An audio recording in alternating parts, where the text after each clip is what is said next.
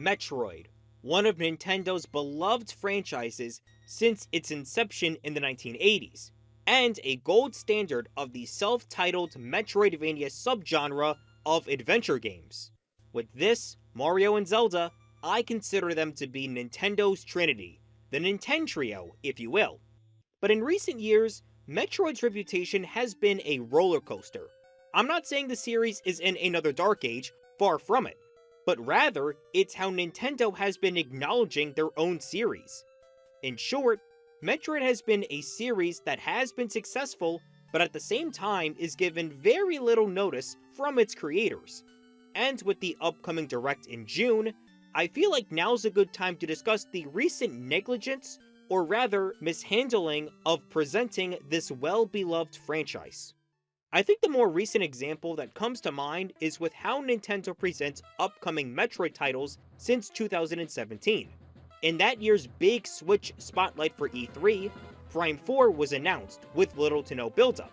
Granted, it was an E3 special event, so without warning, the reveal did work.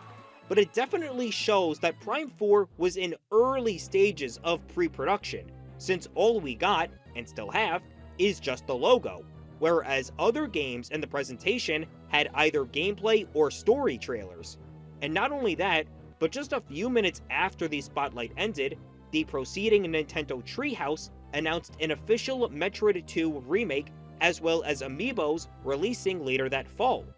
In my opinion, this should have been something revealed during the Direct.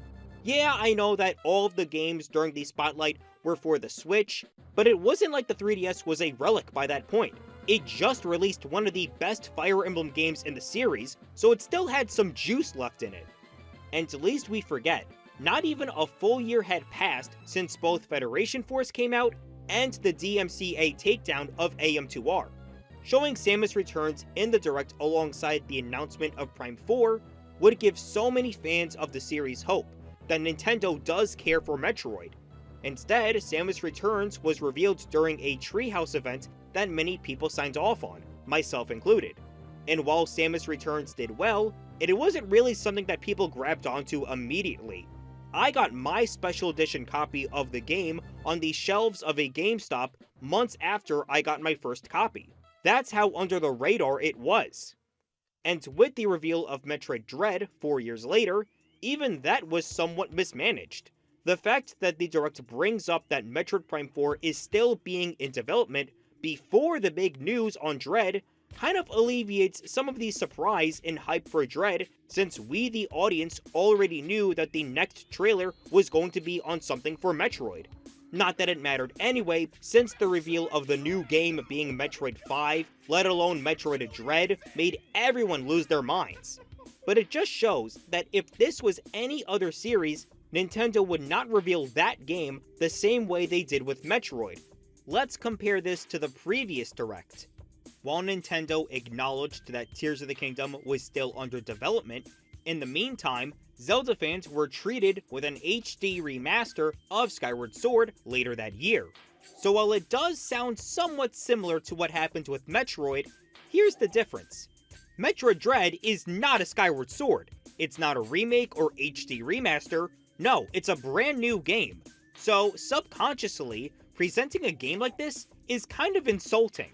Almost like treating Dread like a budget title while Prime 4 was the main entree. And not that it was a game stuck in development hell for more than 15 years and cancelled at least twice. At least Nintendo did release a separate video where Sakamoto-san does explain why the long wait for Dread. And the last and most recent instance of this was just last year with the reveal of Metroid Prime Remastered, being announced as a headliner with little to no fanfare. Not to mention being announced immediately after the reveal of the Game Boy and Game Boy Advance online apps that got its own spotlight and presentation mere seconds prior, as well as the fact that Prime Remastered was shadow dropped immediately after the Direct. Again, not that anyone was complaining for the game being released on that same day, but could you imagine if the other franchises in the Nintendo trio got the same treatment? Nintendo would have hyped up either a Wind Waker or Twilight Princess HD release to the Switch with Eiji Aonuma presenting the game. the same way he did for Skyward Sword's re-release. Not as a basic headliner that's shown almost immediately after a spotlight for a bigger game or online app. And this leads me to a personal question that I've been thinking about. Does Japan see Metroid the same way that the West does? This is going to sound somewhat conspiratorial, so if I sound like a whiny fanboy, then I'm sorry, okay? If you go to Japan and notice some of the hottest first-party franchises at Nintendo, Mario and Zelda are rightfully up there. But then there's franchises like Splatoon and Animal Crossing that does have major numbers in both Japan and Western countries. Pokemon doesn't count because they are their own off-branch and have their own business practices. Now most people would say that this is Nintendo. They'll follow the money wherever it goes, regardless of the product. But Metroid, that's a series that is well loved, but doesn't get as much attention there compared to here in the Americas. Most people would say that it's because this is a series with very few games. But Splatoon only has 3 titles and a strong online community that helps bolster the game sales and popularity, to the point where Nintendo acknowledges and praises the fans with tons of merchandise and even digital avatar concerts. Others would say that games like Splatoon and AC are easy pick up and play titles anyone can play, whereas Metroid barely holds your hand and you have to work for that success. But I sort of disagree with that. During the big "we would like to play" marketing campaign, Metroid Prime 3 was advertised as one of those games where anyone in the family could pick up a Wiimote and start blasting at Phazon. I doubt anybody would be upset if Grandma or Grandpa had to kill Rundus. So no, I think Metroid does have a place in Nintendo's popularity and successful IPs. But if you look at some of the best titles in that franchise, you'll notice one major similarity. Many of these games were developed outside of Japan. And I think it's because Nintendo's aforementioned struggle to do anything with Metroid directly, instead partnering up with other developers and making a profit off of that. Famously, we never got a Metroid game on the Nintendo 64, because nobody at Nintendo, not even Miyamoto, knew what to do, to the point where the game was developed in part by Retro Studios, a developer located in Texas. Not to mention, the original plans for Metroid Prime 1 were scrapped in favor of remodeling an unrelated FPS by Retro to be the basis for Prime 1. In the end, the game was successful enough to warrant a sub-series throughout the 2000s, but most of the game's success wasn't directly by Nintendo. The recent revival of Metroid, due in part by Mercury Steam, working on both Samus Returns and Dread, is a developer located in Spain. And even something as minuscule as Federation Force, that was developed by Next Level Games, who also worked on the Mario Strikers series, Luigi's Mansion, and Punch-Out! That studio is located in Vancouver of all places. So really, most of the recent Metroid games that everyone loves were mostly made outside of its original country, and the last Metroid game that was made entirely in Japan was Other M, and we all know how that turned out. And if you want to get more technical, Metroid's development history outside of the main company has always been in its DNA. Since the first game in 1986, Metroid was developed under Nintendo's R&D 1 division, which was one of their older companies making games.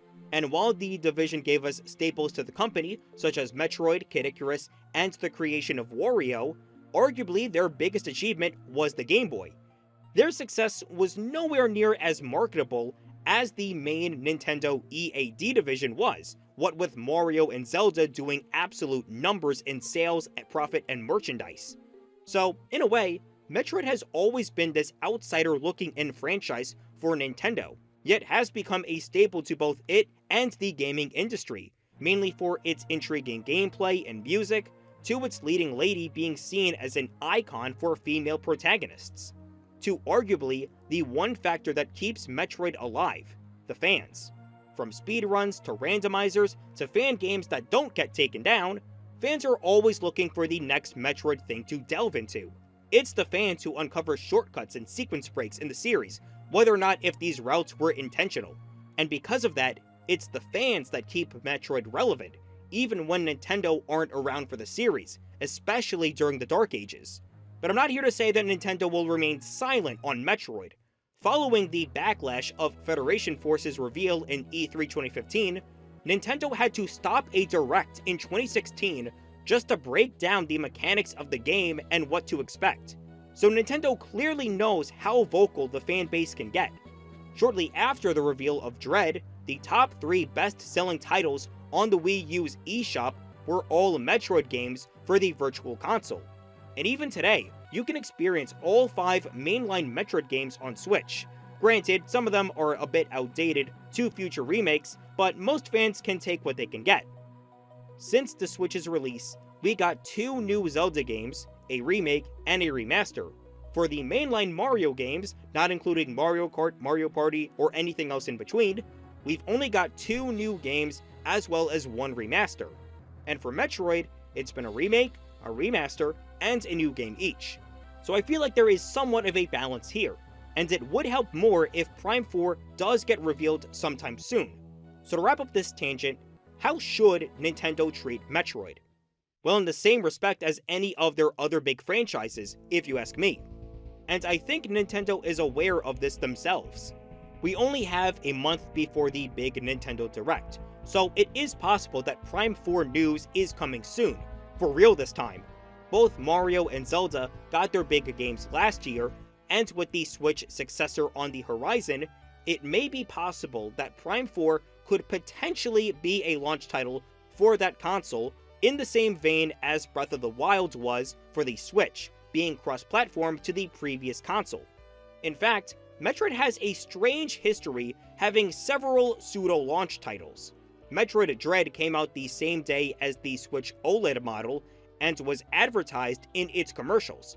Metroid 2 was promoted heavily for the Super Game Boy add-on in America, and a demo for Metroid Prime Hunters was bundled with earlier models of the Nintendo DS. So with all of this said, I think it's time for Nintendo to blow the hatch open and make Metroid get a launch title for a new release. Maybe with this reveal, it will bring Metroid back in relevancy in the company and potentially remaster the other Prime games and bring the remakes to the Switch. Other M can stay in the abyss of time for all I care.